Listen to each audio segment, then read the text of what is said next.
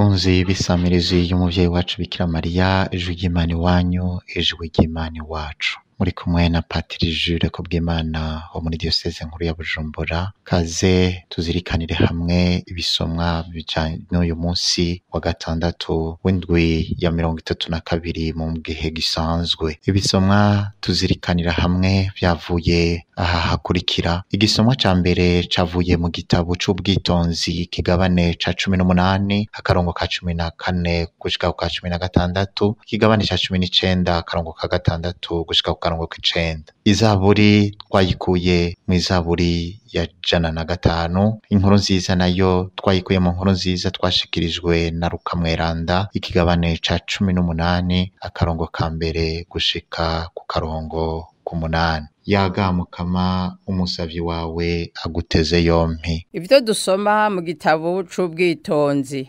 Agacerere kuzuye umutekano kariko karakikiza vyose, kandi ijoro ryari ryashitse hagati, igihe ijambo ryawe rishobora vyose Mukama ryava mw'ijuru, ku ruvyagiriro rw'ibwami risa n'intwaza miheto itagira imbabazi, iza gutera kuri iyi si yagenewe guhona. Iryo jambo ryatwara urubanza waciye nk'inkota ikarishe, ryaciye rihagarara ritera urupfu hose, ryagendura isi rikora kw'ijuru. Kugira ngo abana bawe bakingigwe akabi kose, ibiremwa vyose vyasubiye guhingurwa ukundi nk'uko wari wabitegetse. Niho babona ca gicu kigaranzurira igitutu caco hejuru y'insago, bakabona isi yumye yibonekeza aho amazi yarari. Inzira irashe ica mu kiyaga gitukura hagati, ikiyaga gitotahaye hagati mu bisebuzi. Igihugu cawe cose carahaciye kubera ukuboko kwawe kubakingira, bakihweza ibyiza vy'agatangaza wabagiriye. Bari bameze nk'inka zigiye kurisha, bariko barasimbagurika bikina amatavu, bagushemeza wewe Mukama wabakijije. Iryo ni ijambo ry'Umukama.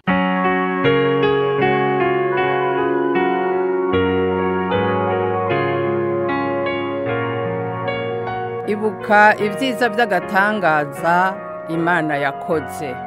Ibuka ibyiza vy'agatangaza Imana yakoze. Nimuvyinire Umukama mu mucurarangira inanga, mutangarire ibyiza vy'agatangaza yagize, murate izina ryiwe ryeranda, imitima y'abarondera Imana inezerwe.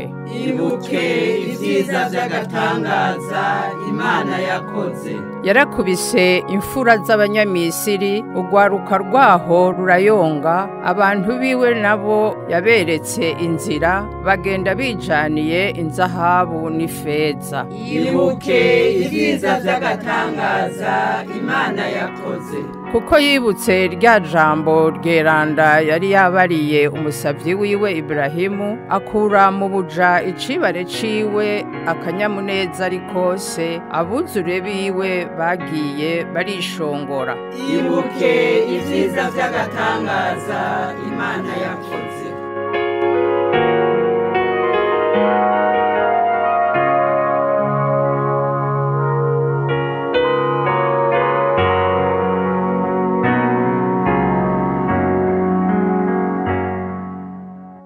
Ijambo ryawe n'umuco w'ibirenge vyanje, n'urumuri rw'inzira yanje. Ivyo dusoma mu nkuru nziza Yezu Kristo nk'uko twayishikirijwe na Luka Mweranda ninahazwa Mukama. Umunsi umwe Yezu yaciriye abigishwa biwe umugani, kugira abigishe ko bikwiye guhozako mu gusaba atakwihebura, ati: habaye mu gisagara umushingantahe atubaha Imana, ntasonera abantu, akama batwenga. Muri ico gisagara nyene hari umupfakazi yaza kumusaba amubwira ati: urantunga umburane, unkize uwirirwa arampama. Aramwankira kabiri gatatu, hanyuma yibwira ati: naho ntubaha Imana, abantu sindababare, uyu mupfakazi arangora, ngira ngo ndamucira urubanza rwiwe yoye kumena amatwi. Umukama arasubira ati nimwumve icuyo mushinga ntahe mubi yavuze. None Imana niyitoburana intore zayo ziyiborogera ijoro n'umutaga, niyo yobatevya? Ndabibabwiye azobaburana bidatevye. Ariko aho umwana w'umuntu azogarukira, mbe azosanga ukwemera kw'isi? Twakire kandi dushimagize ijambo ry'Imana.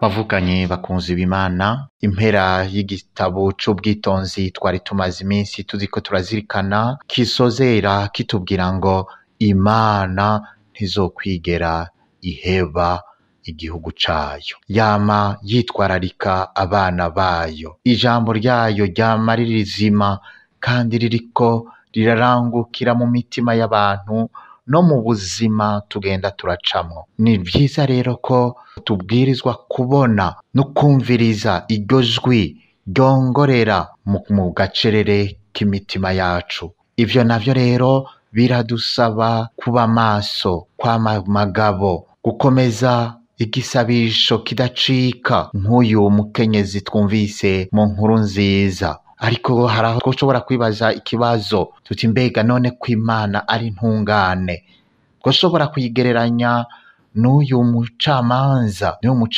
nogira urubura kigongwe, anarenganya, atumva amaborogo y'intungane zitotezwa? Kubera iki mbega itagira ikigongwe igihe tuyiborogeye muri uyo mwanya nyene? Nk'uyo mucamanza anebagura abantu, hari bamwe bashobora kumugereranya n'iyo Mana, kuko baguma bihweza gusa akarenganyo kagirirwa abantu, hanyuma ukamengo Imana ntibibona. Ariko bavukanye, dusenze duhozako, tuzoheza tubone buke buke ko Imana ifise umutima w'impuhwe kandi yihutira kumviriza ibisabisho vy'abayiborogera. Tuzoshobora kubona mu vyo ducamwo ko iyo Mana iguma ari rukundo kandi twitwararika. Irashobora kutishurira igihe twari tubikenereye twebwe nyene, ariko si kubera urwanko itwanka, ni kubw'iciza itwipfuriza. Ishaka gukuza muri twebwe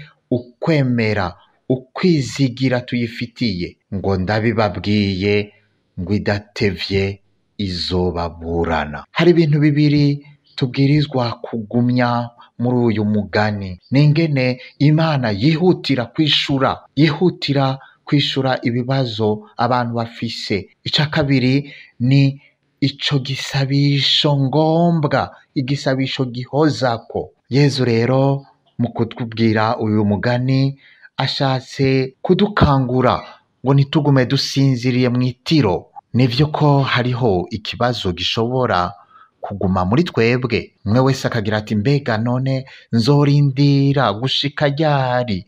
Imana izokumva ibisabisho vyanje ryari? Ico Imana iduhamagarira nuko gusenga duhozako, dufise umwizero, tutihebuye, tukamenya kuririra Imana ijoro n'umutaga. Ariko kandi no muri ivyo turabwirizwa gutahura ko uko guhoza ko mu gisabisho, uko guhoza ko mu gusaba, sinogira nti n'akaryo ko gutuma Imana ikora vyanse bikunze. Oya, Imana itugabira kubera urukundo rwayo, itugabira kuko idukunda. Nivyo bidutumirira rero uko guhoza ko gusenga umwizero dufitiye iyo Mana kandi dukunda, izi nivyo dukeneye. Ihangiro rero rya mbere ry'igisabisho siryo ryonyene, ni ugukomeza muri twebwe ukwemera, ubunywanyi dufitaniye n'iyo Mana, nka kurya kw'abakundana